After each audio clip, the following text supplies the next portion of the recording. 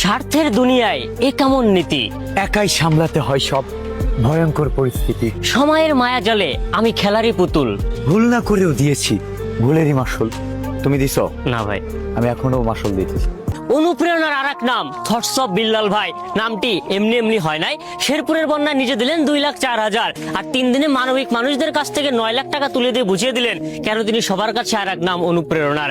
এতদিন যারা বলেছো থটস অফ বিল্লাল আমার গুরু, আমার অনুপ্রেরণা বলে বলে তুলে ফেলেছো মুখের ফেনা, তারা কেন শেরপুরের বন্যায় ভাইকে ফোন দিয়ে বললেন না, ভাই এই খাতায় লেখেন আমার নাম, আমি দেব 500 টাকা। বাংলাদেশের ইতিহাসে থটস অফ বিল্লাল এমন এক নাম, যদি ভবিষ্যতে 11 লাখের জায়গায় 11 কোটিও লাগে সেটাও দিতে পারবে। আমি এই পারভেজ ক্যান্ডিড বলে দিলাম। মোটু পাতলু নাকি মারা গেছে, এই খবর শুনে কাঁদছে পুরো বিশ্ব।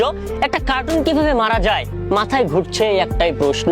জনের চুরি ডাকাতি আর চিংগাম স্যারের ইম্পসিবল ডায়লগ শুনে মানুষ হৃদয় রেখেছে এখনো গেথে। বক্সারের ঘুষি আর ডাক্তার ঝটকার ওষুধ বানানোর কেরামতি এই জেনারেশন ভুলতে পারবে কি সহজে?